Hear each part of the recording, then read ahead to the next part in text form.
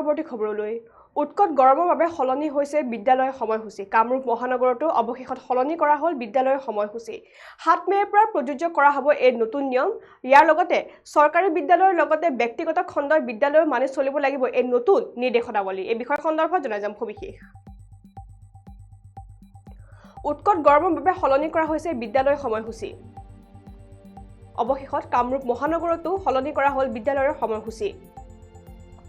27 মে'ৰ পৰা প্ৰযোজ্য কৰা হ'ব এই নতুন নিয়ম চৰকাৰী বিদ্যালয়ৰ লগতে ব্যক্তিগত খণ্ডৰ বিদ্যালয়ও মানি চলিব লাগিব এই নিৰ্দেশনাৱলী পুৱা 7:30 বজাৰ পৰা 12 বজালৈ পাঠদান কৰা হ'ব এলপি স্কুলৰ পুৱা 7:30 বজাৰ পৰা 12:30 বজালৈ এমই স্কুলৰ পাঠদান আনহাতে পুৱা 7:30 বজাৰ পৰা 1 বজালৈ কৰা হ'ব হাই স্কুলৰ পাঠদান কামৰূপ মহানগৰৰ DEEOIS দীপিকা চৌধুৰীয়ে জাৰি কৰিছে এই নিৰ্দেশনাৱলী আৰু আমি যেহেতু জনাইছো ৰাজ্যত বৰ্তমান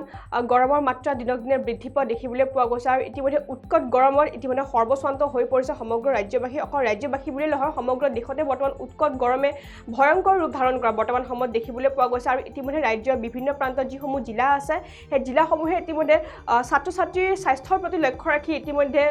বিদ্যালয়ৰ যিসমূহ সময়সূচী আছে সেই সময়সূচীসমূহ কিছু সালসলনি কৰা দেখিবলৈ পোৱা গৈছে আৰু ইতিমধ্যে যোৰহাট মাজুলী নগাঁও গোলাঘাট জিলাত ইতিমধ্যে বিদ্যালয়সমূহৰ সময়সূচী সলনি কৰা দেখিবলৈ পোৱা গৈছে আৰু ইয়াৰ পিছতে এতিয়া কামৰূপ মহানগৰতো যিসমূহ বিদ্যালয় চৰকাৰী বা বেচৰকাৰী খণ্ডৰ যিসমূহ বিদ্যালয় আছে সেই বিদ্যালয়সমূহৰো ইতিমধ্যে সময়সূচী সলনি কৰা বৰ্তমান সময়ত দেখিবলৈ পোৱা গৈছে আৰু 27 মে'ৰ পৰা এই নতুন নিয়ম প্ৰযোজ্য কৰা হ'ব বুলি ইতিমধ্যে তথ্য সদৰি কৰা দেখিবলৈ পোৱা গৈছে আৰু অকল চৰকাৰী খণ্ডৰ বাবে এই নিয়ম নহয় ব্যক্তিগত খণ্ডৰ যিসমূহ বিদ্যালয় আছে সেই ব্যক্তিগত খণ্ডৰ বিদ্যালয়সমূহৰ এই নিৰ্দেশনাৱলী মানি চলিব লাগিব বুলি ইতিমধ্যে নিৰ্দেশনা পত্ৰখনত স্পষ্টভাৱে উল্লেখ থকা দেখিবলৈ পোৱা গৈছে আৰু শেহতীয়া তথ্য অনুসৰি পুৱা 7:30 বজাৰ পৰা 12 বজালৈ পাঠদান কৰা হ'ব এলপি স্কুলৰ অৰ্থাৎ এলপি স্কুলত যিসমূহ ছাত্ৰ-ছাত্ৰী আছে সেই ছাত্ৰ-ছাত্ৰীসকলে পুৱা 7:30 বজাৰ পৰা 12 বজালৈ পাঠদান কৰিব পাৰিব বিদ্যালয়সমূহত আনহাতে পুৱা 7:30 বজাৰ পৰা 12:30 বজালৈ পাঠদান কৰা হ'ব এমই অৰ্থাৎ এমই স্কুলৰ যিসকল ছাত্ৰ-ছাত্ৰী আছে সেই ছাত্ৰ-ছাত্ৰীসকলৰ পাঠদান কৰা হ'ব পুৱা 7:30 বজাৰ পৰা 12:30 বজালৈ আৰু ইয়াৰ লগতে পুৱা 7:30 বজাৰ পৰা 1 বজালৈ পাঠদান কৰা হ'ব হাই স্কুলৰ ছাত্ৰ-ছাত্ৰীসকল অৰ্থাৎ হাই স্কুলৰ যিসকল ছাত্ৰ-ছাত্ৰী আছে বা উচ্চতৰ মাধ্যমিকৰ যিসকল ছাত্ৰ-ছাত্ৰী আছে তেওঁলোকক পাঠদান কৰা হ'ব পুৱা 7:30 বজাৰ পৰা 1 বজালৈ এই নতুন সময় ইতিমধ্যে নিৰ্ধাৰণ কৰা বৰ্তমান সময়ত দেখিবলৈ পোৱা গৈছে আৰু কামৰূপ মহানগৰৰ DEEOIS দীপিকা চৌধুৰীয়ে এই নিৰ্দেশনাৱলী জাৰি কৰা বৰ্তমান সময়ত দেখিবলৈ পোৱা গৈছে যিহেতু ৰাজ্যত বৰ্তমান গৰমৰ মাত্ৰা দিনক দিনে বৃদ্ধি পোৱা দেখিবলৈ পোৱা গৈছে আৰু ইতিমধ্যে কামৰূপ মহানগৰৰ 35ৰো ওপৰত পাৰাস্তম্ভ ইতিমধ্যে অতিক্ৰম কৰা দেখিবলৈ পোৱা গৈছে তাৰ পিছতে এতিয়া সৰ্বস্বান্ত হৈ পৰিছে সমগ্ৰ ৰাজ্যবাসী আৰু ইয়াৰ লগতে উৎকট গৰমে দহিছে সমগ্ৰ ৰাজ্যবাসী আৰু ইতিমধ্যে গৰমৰ কবলত ইতিমধ্যে কেইবাজনো লোকে দেশৰ বিভিন্ন প্ৰান্তত মৃত্যু সাবটিব লগা ঘটনা পোহৰলৈ অহা বৰ্তমান সময়ত দেখিবলৈ পোৱা গৈছে আৰু ইয়াৰ পিছতে এতিয়া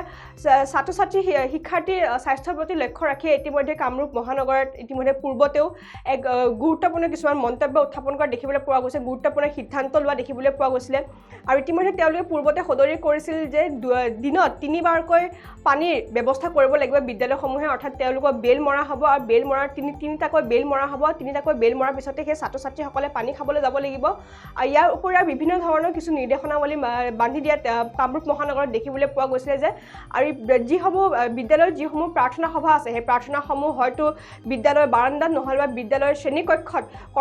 কৰা ইতিমধ্যে নিৰ্দেশনাৱলী প্ৰদান কৰা দেখিবলৈ পোৱা গৈছে আৰু ইয়াৰ পিছতে ৰাজ্যৰ বিভিন্ন প্ৰান্তত যিসমূহ বিদ্যালয় আছে সেই বিদ্যালয়সমূহৰ যি পাঠদানৰ যি সময়সূচী আছে সেই সময়সূচীসমূহ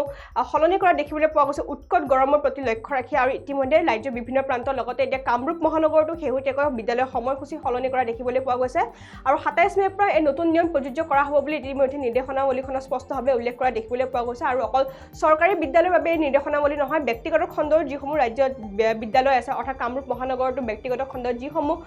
বিদ্যালয় আছে সেই বিদ্যালয়সমূহৰো এই নতুন নিয়ম মানি চলিব লাগিব বুলি ইতিমধ্যে স্পষ্টভাৱে সদৰি কৰা দেখিবলৈ পোৱা গৈছে আৰু আমি সময়সূচীখিনি পুনৰ জনাইছোঁ আৰু সেই সময়সূচীখিনিসমূহ হৈছে পুৱা 7:30 বজাৰ পৰা 12 বজালৈ এলপি স্কুলৰ পাঠদানসমূহ কৰা হ'ব আৰু পুৱা 7:30 বজাৰ পৰা 12:30 বজালৈ এমই স্কুলৰ পাঠদানসমূহ কৰা হ'ব আৰু পুৱা 7:30 বজাৰ পৰা 1 বজাৰ হাই স্কুলৰ যিসকল শিক্ষাৰ্থী আছে সেই হাই স্কুলৰ শিক্ষাৰ্থীসকলৰ পাঠদান আৰম্ভ হ'ব বুলি ইতিমধ্যে স্পষ্টভাৱে নিৰ্দেশনাৱলীখনত উল্লেখ কৰা দেখিবলৈ পোৱা গৈছে আৰু কামৰূপ মহানগৰৰ DEOIS দীপিকা চৌধুৰীয়ে এই নিৰ্দেশনাৱলীখন জাৰি কৰা দেখিবলৈ পোৱা গৈছে আৰু পৰৱৰ্তী নিৰ্দেশনাৱলী নহালৈকে এই যি নিৰ্দেশনাৱলী বৰ্তমান সময়ত বান্ধি দিছে সেই নিৰ্দেশনাৱলীখনৰ নিয়মে বাহাল থাকিব বুলি ইতিমধ্যে স্পষ্টভাৱে উল্লেখ কৰা দেখিব পোৱা গৈছে।